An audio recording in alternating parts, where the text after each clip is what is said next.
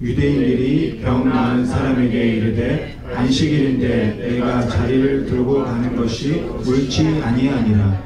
대답하되 나를 낫게 한 그가 자리를 들고 걸어가라 하더라 하니 그들이 묻되 너에게 자리를 들고 걸어가라 한 사람이 누구냐 하되 고침을 받은 사람은 그가 누구인지 알지 못하니 이는 거기 사람이 많으므로 예수께서 이미 피하셨습니다.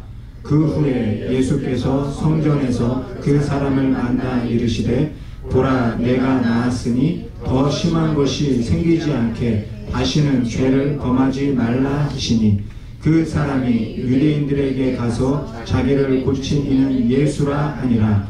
그러므로 안식일에 이러한 일을 행하신다 하여 유대인들이 예수를 박해하게 된지라. 아멘. 네, 오늘은 요한복음 5장 10절부터 16절 말씀을 가지고요. 죄를 범하지 않는 방법에 대해서 함께 은혜를 나누도록 하겠습니다.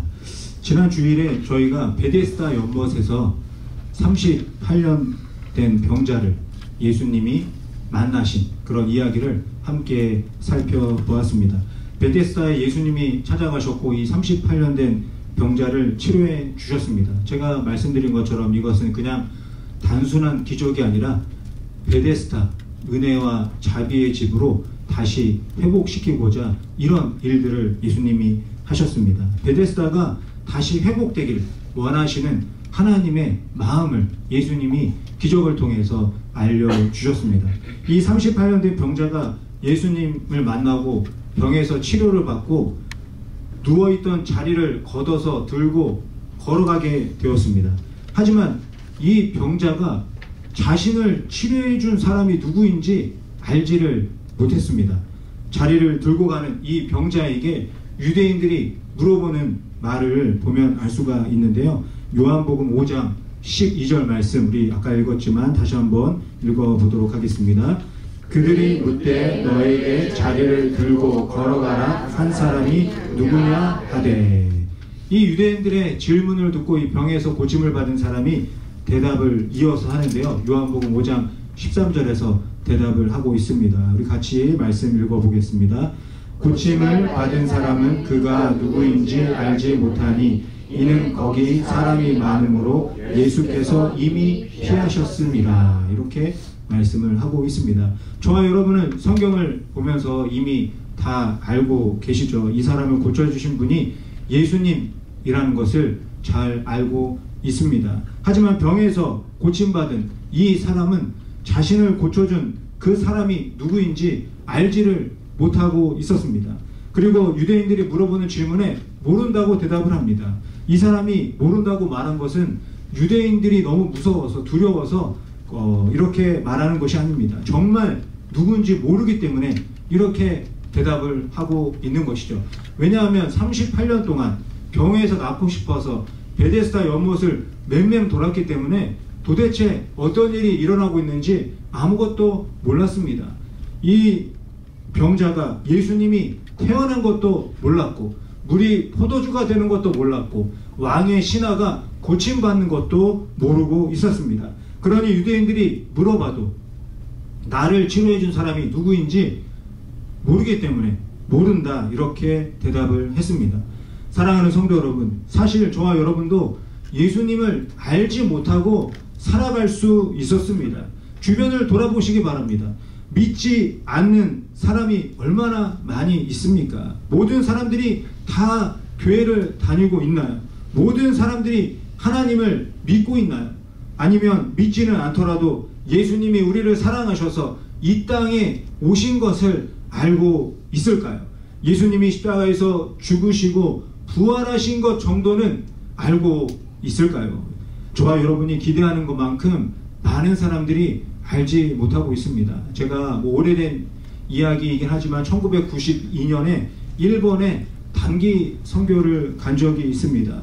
도쿄에서 전철을 타고 이렇게 이동을 할 때 그 전철 안에서 사람들에게 전도지를 이렇게 들고 전도를 했던 일이 있습니다. 제가 이제 일본말을 잘 못하니까 하나만 딱 외워서 갔어요. 이것 좀 읽어주세요. 이렇게 이 말만 딱 하고 사람들한테 그 예수님 이야기가 적힌 그런 것들을 이렇게 보여주면서 읽어달라고 했습니다. 그런데 제가 만난 사람들이 하나같이 크리스마스가 어떤 날인지 알지 못한다고 대답을 했습니다. 그냥 연말에 가족 모임하는 그런 날 정도로만 알고 있었습니다. 지금은 어떻게 바뀌었는지 모르겠지만 그때는 그랬습니다.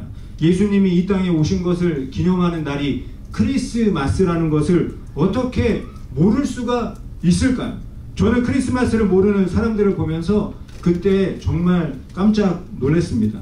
하지만 이런 사람들이 아직도 우리 주변에 많이 있습니다. 이 정도는 알지 않을까 싶은 것도 모르는 사람들이 많이 있습니다. 저와 여러분도 어쩌면 그런 사람들 중에 한 명일 수 있었습니다. 그런데 하나님의 은혜와 자비로 하나님을 믿는 가정에서 태어나고 예수님을 믿는 친구를 만나고 교회를 다니는 이웃을 만나게 된 것입니다. 그래서 부모님을 따라서 아니면 친구를 따라서 이웃을 따라서 교회에 가서 예배를 드리게 되고 말씀을 듣고 찬양을 하면서 예수님의 이야기를 듣고 알게 된 것입니다. 지금은 예전보다 세상이 좋아져서 예수님에 대해서 쉽게 알아갈 수 있습니다. 인터넷을 통해서 마음만 먹으면 예수님을 알아볼 수 있습니다. 하지만 예수님의 이야기를 찾아보려면 예수님에 대한 관심이 생겨야 되지 않겠습니까? 그러지 않고서는 누가 예수님 이야기를 찾아보겠습니까? 그렇기 때문에 예수님에 대해 관심을 갖게 되고 예수님에 대해 듣게 되고 예수님에 대해 알게 되고 예수님을 만나는 것은 참으로 놀라운 기적입니다. 저와 여러분이 예수님을 만난 것도 그리고 38년 된 병자가 예수님을 만난 것도 놀라운 기적입니다. 예수님이 누군지 알지 못하고 이 세상을 살아갈 수 있었는데 예수님이 먼저 찾아와서 만나주신 기적이 저와 여러분에게 일어난 것입니다. 이 기적을 다른 말로 무엇이라고 하나요? 은혜와 자비라고 말합니다. 아무런 조건 없이 먼저 찾아오시고 만나주시는 은혜와 자비입니다. 38년 된 병자가 은혜와 자비를 얻기 위해서 한 것이 무엇인가요? 그저 베데스다 연못가에 누워있는 것밖에 한 것이 아무것도 없습니다. 더군다나 예수님이 누구인지 전혀 모른다고 말하고 있습니다. 그런데도 예수님은 어떠한 조건도 내걸지 않으시고 어떤 차별도 하지 않으시고 은혜와 자비를 베풀어 주시는 것을 볼 수가 있습니다. 저와 여러분도 마찬가지입니다. 우리가 무언가 잘해서 무언가 특별해서 하나님을 알게 되고 예수님을 만난 것이 아닙니다. 아무런 조건 없이 이 땅의 모든 사람들에게 베풀어 주신 은혜와 자비를 누리고 있는 것입니다. 아멘. 하나님이 세상을 이처럼 사랑하셔서 베풀어 주신 은혜와 자비입니다. 이 놀라운 은혜와 자비에 항상 감사하며 살아가시기 바랍니다. 아멘. 우리 옆에 계신 성도님들하고 인사할까요? 하나님의 은혜와 자비에 감사합시다. 인사하겠습니다. 아멘. 이스라엘은 하나님의 은혜와 자비가 많은 곳입니다. 430년이나 애굽에서 종살이하던 곳에서 나오게 된 것부터 은혜와 자비의 증거입니다. 그리고 또 다른 은혜와 자비가 있는데 하나님의 말씀을 돌판에 새겨서 주신 것입니다. 그것이 우리가 잘 알고 있는 십계명이죠. 십계명은 10개의 계명입니다. 그 중에서 1, 2, 3, 4 계명은 하나님과 우리의 관계를 말하고 있고 5, 6, 7, 8, 90 계명은 이웃과의 관계를 말씀하고 있습니다. 하나님께서 이스라엘에게 하나님을 사랑하고 이웃을 사랑하라고 말씀하시고 서로 하나님의 은혜와 자비를 나누고 베풀며 살라고 말씀하셨습니다. 그런데 하나님께서 베풀어 주신 이 은혜와 자비가 어떻게 변했나요? 하나님을 사랑하고 이웃을 사랑하라고 말씀하신 하나님의 계명이 어떻게 변해 버렸습니까? 하나님을 사랑하라는 계명이 하나님이 말씀하셨으니 꼭 지켜야 하는 의무로 변해 버렸습니다. 서로를 사랑하라는 계명이 서로를 감시하는 도구가 되고 말았습니다. 서로의 죄를 정하는 기준이 되고 말았습니다. 하나님은 십계명을 주시면서 죄를 정하라고 주신 것이 아닙니다. 십계명은 하나님의 사랑을 알려주는 것이죠. 하나님이 사람을 얼마나 사랑하고 계시는지 알려주고 하나님께 사랑받는 사람들이 서로 사랑하며 살아가라고 주신 계명입니다. 십계명은 우리가 꼭 지켜야 하는 의무와 명령이기보다는 하나님의 사랑입니다. 그런데 이 율법 교사들과 바리새인들이 하나님이 주신 계명을 완전히 잘못 해석하고 적용해 버렸습니다. 오늘 말씀에도 보면 유대인들이 이 병에서 고침받은 병자에게 시비를 거는 것을 볼 수가 있습니다. 요한복음 5장 10절에서 볼 수 있는데요. 우리 같이 한번 읽어보도록 하겠습니다. 유대인들이 병 나은 사람에게 이르되 안식일인데 내가 자리를 들고 가는 것이 옳지 아니하니라. 유대인들은 안식일을 지키라는 제4계명을 가지고 이 병자에게 시비를 걸고 있습니다. 자리를 들고 걸어가는 사람을 보고 유대인들이 이렇게 말하는 것이죠. 오늘은 안식일인데 네가 누워있던 매트를 들고 가는 것은 계명을 어긴 것이다. 그리고 그것을 들고 걸어가는 것도 계명을 어긴 것이다. 계명을 어겼으니 너는 죄인이다. 이렇게 말하고 있는 것입니다. 이 말을 듣고 병에서 고침받은 사람은 나는 그런 이야기를 처음 들었다. 이렇게 말하지 않았습니다. 이 사람도 계명을 잘 알고 있었던 것 같습니다. 이 유대인들의 이야기를 듣고 이 병고침 받은 사람이 이렇게 말을 합니다. 요한복음 5장 11절에서 말씀하고 있는데요. 우리 같이 한번 읽어보겠습니다. 대답하되 나를 낫게 한 그가 자리를 들고 걸어가라 하더라 하니. 병에서 고침받은 사람은 자신을 낫게 한 사람이 누구인지는 몰랐습니다. 하지만 그 사람이 움직이지도 못하는 자기를 병에서 고쳐주고 자리를 들고 걸어가라고 해서 안식일이었지만 이런 일이 생긴 것이라고 유대인들에게 말을 해주고 있습니다. 이 말을 듣고 유대인들은 깜짝 놀랐습니다. 아무것도 하지 말아야 하는 안식일에 자리를 들고 걸어간 것 때문에 놀란 것이 아니라 병에서 고침 받았다는 것 때문에 놀랐습니다. 도대체 누가 이 사람을 병에서 고쳐 주었단 말인가? 그래서 유대인들은 궁금해서 다시 물어봅니다. 요한복음 5장 12절 말씀 우리 한번 같이 읽어보겠습니다. 그들이 묻되 너에게 자리를 들고 걸어가라 한 사람이 누구냐 하되. 유대인들은 누가 안식일에 이런 일을 했는지 너무나 궁금했습니다. 그런데 궁금한 이유가 무엇인가요? 병을 고쳐주고 은혜와 자비를 베풀어준 사람이 누구인지 알고 싶어서 물어봤겠습니까? 그러지 않았습니다. 유대인들은 율법과 계명으로 자신들의 권위를 만들고 그것을 누리고 있었던 그런 사람들이었습니다. 율법과 계명을 어기면 죄인이라고 정할 수 있는 그런 힘을 가지고 있었던 사람들입니다. 그런 힘으로 부와 명예를 누리면서 살고 있었습니다. 그런데 누군가 갑자기 안식일을 어기고 율법과 계명을 어기는 것을 보고 너무나 화가 난 것입니다. 율법을 어기고 계명을 어기는 것은 하나님의 말씀을 어기는 것이기 때문에 이렇게 화가 난 것이 아닙니다. 만약에 그랬다면 그나마 다행입니다. 유대인들에게도 희망이 있구나 이렇게 생각할 수 있습니다. 하지만 유대인들의 반응은 하나님 중심의 반응이 아니었습니다. 오직 자신들만 생각하는 이기적인 반응을 보여주고 있습니다. 다른 사람들은 전혀 생각하지 않고 자신들만 생각하고 있었습니다. 병 때문에 이 사람이 얼마나 오랫동안 고생하고 병에서 나았는지 그건 전혀 궁금하지가 않았습니다. 오직 자신들이 오랫동안 지키고 누려왔던 부와 명예와 권력이 사라지게 될까봐 그것만 걱정하고 있었습니다. 하나님의 말씀이 꼭 지켜야 한다는 식으로 지금까지 유지해 왔는데 예수라는 사람 때문에 이 모든 것이 사라지게 될까봐 당황한 것입니다. 그래서 유대인들은 너의 병을 고쳐준 사람이 누구냐? 이렇게 물어보지 않았습니다. 너에게 자리를 들고 걸어가라고 한 사람이 누구냐? 계명을 어긴 사람이 누구냐? 이렇게 물어보고 있는 것입니다. 화가 머리끝까지 난 유대인들은 예수님을 죽이려는 계획까지 세우게 됩니다. 요한복음 5장 18절에서 말씀하고 있는데요. 우리 요한복음 5장 18절 말씀 같이 읽어보도록 하겠습니다. 유대인들이 이로 말미암아 더욱 예수를 죽이고자 하니 이는 안식일을 범할 뿐만 아니라 하나님을 자기의 친아버지라 하여 자기를 하나님과 동등으로 삼으심이로라. 이 유대인들은 왜 이렇게 흥분하고 있는 걸까요? 예수님이 율법과 계명을 지키지 않았기 때문인가요? 겉으로는 그런 것 같지만 속으로는 아니었습니다.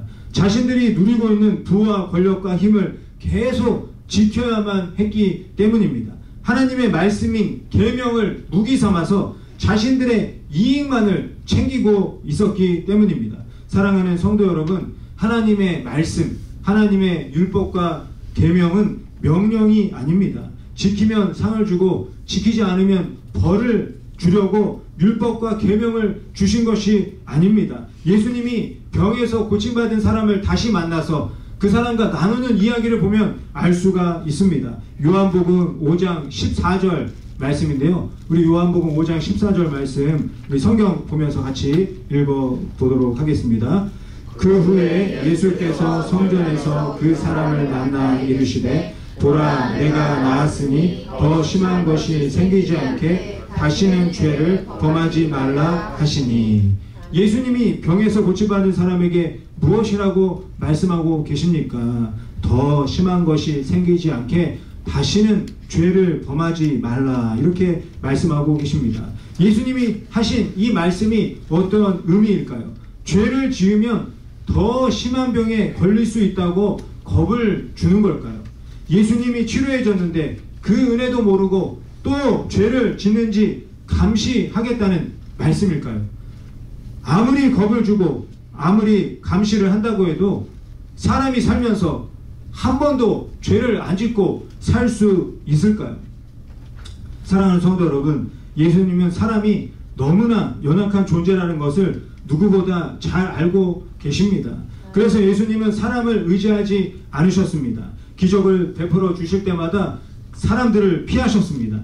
사람들은 기적 때문에 예수님을 막 좋아했다가 또 금방 실증을 느낀다는 것을 잘 알고 계십니다. 예수님이 베풀어 주신 놀라운 기적을 보면서 그렇게 흥분을 했던 이 이스라엘 백성들이 나중에는 예수님을 십자가에 못 박으라고 또 흥분하는 것을 보면 알 수가 있습니다. 이렇게 연약하고 나약한 사람이라는 것을 예수님이 다 아십니다. 그런데 왜 사람의 연약함을 다 아시면서 다시는 죄를 짓지 말라 이렇게 말씀하신 것일까요? 최초로 죄를 지은 우리가 아담과 하와를 생각해 보도록 하겠습니다. 하나님이 하늘과 땅과 바다, 해와 달과 별, 그리고 새와 짐승, 식물과 동물을 만들어 주셨습니다. 그리고 아담과 하와를 만드셨습니다. 이들에게 에덴 동산의 모든 것을 다 주셨습니다. 그런데 딱 하나, 선악과는 먹지 말라 말씀하셨습니다. 선악과를 먹으면 죽는다, 이렇게 말씀하셨습니다. 그런데 어떻게 되었습니까? 뱀의 유혹에 넘어가서 아담과 하와가 선악과를 먹게 되었습니다. 하나님이 하지 말라는 것을 하고 죄를 짓게 되었습니다.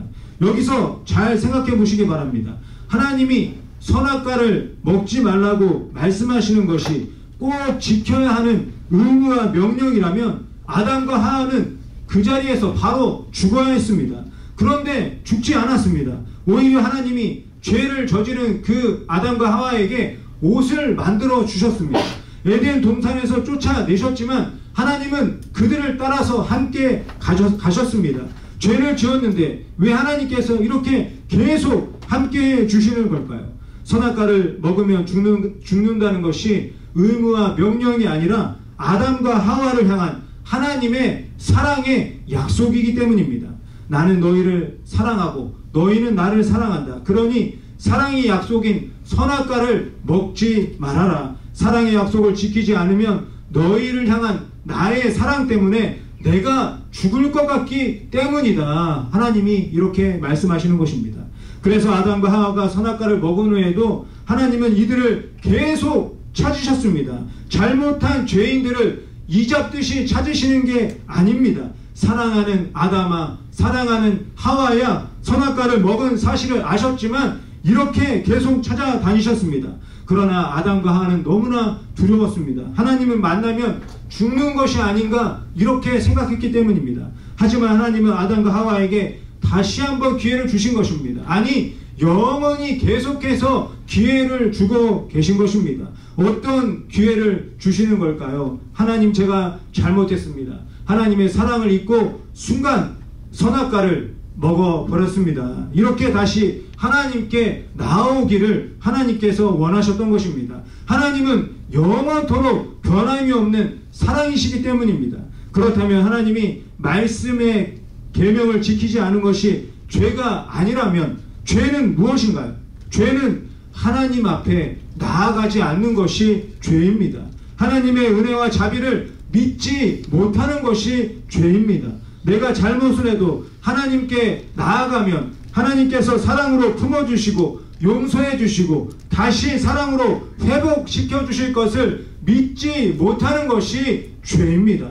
그래서 예수님이 병자에게 말하는 것입니다. 네가 병에서 나았으니 다시는 죄를 범하지 말아라. 병에서 나았다고 나를 잊지 말아라. 병에서 나은 것보다 나를 만난 것을 기억해라. 은혜와 자비를 베풀어준 하나님이 너의 죄도 용서해 주시기 위해 너를 만나게 하신 것을 기억하고 날마다 하나님 앞에서 살아라 말씀하고 계시는 것입니다. 아멘. 사랑하는 성도 여러분, 지금 하나님을 어떻게 믿고 계십니까? 11조 안 하면 벌을 주고, 봉사 안 하면 상이 없고, 주일 성수 안 하면 죄인 취급하는 분으로 믿고 계시나요? 그래서 하나님이 무서워서 교회에 나오고 계신 건가요? 10개밖에 안 되는 십계명만 생각해봐도 다 지키기가 쉽지가 않습니다. 저도 마찬가지입니다. 저도 거짓말하고 남의 것을 탐합니다. 다 지키지 못하고 있습니다. 계명을 다 지키고 있지 못했으니 우리는 다 죄인이고 다 벌을 받고 죽어야 하는 것인가요? 아닙니다. 계명을 주신 이유를 우리가 아는 것이 중요합니다. 하나님을 더욱 사랑하라고 주신 것입니다. 하나님 앞에 은혜와 자비를 구하라고 말씀하고 계시는 겁니다. 하나님, 제가 다른 우상을 순간 찾았습니다. 하나님, 제가 진심으로 하나님을 찾지 못했습니다. 하나님, 제가 이웃의 물건을 탐했습니다. 그러나 다시 하나님 앞에 나아갑니다. 이 죄인에게 은혜와 자비를 베풀어 주세요. 이렇게 해야 하는 것입니다. 이것이 저와 여러분이 다시는 죄를 범하지 않는 유일한 방법입니다. 사랑하는 성도 여러분, 저와 여러분이 인정해야 할 것이 있습니다. 내가 혼자 스스로 죄를 이길 수 있는 힘이 나에게는 없다는 것입니다. 아무리 노력을 하고 아무리 수련을 하고 아무리 공부를 해도 죄의 유혹을 이길 수가 없습니다. 나는 유혹과 미혹에 너무나 연약한 존재라는 사실을 인정해야 합니다. 그리고 하나님을 찾아야 합니다. 은혜와 자비가 가득하신 하나님을 갈망해야 합니다. 하나님은 절대 저와 여러분을 포기하지 않으십니다. 계속해서 찾고 또 찾으십니다. 용서해 주시고 또 용서해 주십니다. 7번씩 70번이라도 영원토록 용서해 주십니다. 이런 하나님을 믿고 하나님 앞에 계속 다시 나아가는 것이 다시는 죄를 범하지 않는 방법입니다. 어느 날 성전에서 바리새인과 세리가 기도를 합니다. 바리새인이 먼저 기도합니다. 누가복음 18장 11절부터 12절에서 바리새인이 기도하는데요. 우리 같이 한번 읽어보도록 하겠습니다. 바리새인이 서서 따로 기도하여 이르되 하나님이여, 나는 다른 사람들 곧 토색, 불의, 간음을 하는 자들과 같이 아니하고 이 세리와도 같이 아니함을 감사하나이다. 나는 일에 2번씩 금식하고 또 소득의 11조를 드리나이다 하고. 이 바리새인이 뭐라고 기도합니까? 나는 예배 시간에 한 번도 빠진 적이 없고 11조와 기도와 금식도 꼭 했습니다. 저 세리하고는 비교도 안 됩니다. 이렇게 기도하고 있습니다. 그리고 이어서 세리가 기도합니다. 누가복음 18장 13절에서 기도하는데요. 우리 같이 한번 읽어보겠습니다. 세리는 멀리 서서 감히 눈을 들어 하늘을 쳐다보지도 못하고 다만 가슴을 치며 이르되 하나님이여, 불쌍히 여기소서, 나는 죄인이로소이다 하였느니라. 이 세리는 나는 죄인입니다 이렇게 기도하고 있습니다. 이 두 사람의 기도의 차이가 무엇입니까? 바리새인들은 나는 하나님이 도와주지 않아도 잘 살 수 있습니다. 나는 하나님 없이도 헌금하고 기도하고 금식할 수 있습니다. 이렇게 기도하고 있는 것입니다. 그런데 세리는 어떻게 기도하고 있습니까? 하나님, 나는 하나님 없이는 살 수가 없습니다. 맨날 죄의 유혹 때문에 넘어집니다. 저에게 은혜와 자비를 베풀어 주시옵소서. 이렇게 기도하고 있는 것입니다. 사랑하는 성도 여러분, 하나님의 은혜와 자비를 믿으시기 바랍니다. 아멘. 내가 무슨 죄를 지어도 나를 떠나지 않으시고 세상 끝날까지 나를 찾으시는 하나님의 사랑을 믿으시기를 바랍니다. 아멘. 나를 포기하지 않으시는 하나님 앞에 나아가시기 바랍니다. 아멘. 어떤 일이 있어도 하나님을 떠나지 마시기 바랍니다. 아멘. 죄를 지어도 하나님 앞에 또 나아가시기 바랍니다. 아멘. 그러면 하나님께서 다시는 죄를 범하지 않도록 은혜와 자비를 베풀어 주실 줄 믿습니다. 아멘. 사실 저와 여러분에게 이미 은혜와 자비를 베풀어 주셨습니다. 아멘. 그것이 무엇입니까? 바로 예수 그리스도의 십자가입니다. 십자가에서 모든 것을 다 용서해 주셨습니다. 내가 지은 모든 죄를 십자가에서 다 해결해 주셨습니다. 아멘. 어제 지은 죄, 오늘 지은 죄, 심지어는 내일 지은 죄까지 다 용서해 주셨습니다. 아멘. 왜 이렇게 해 주시는 것입니까? 하나님이 나를 이처럼 사랑하시기 때문입니다.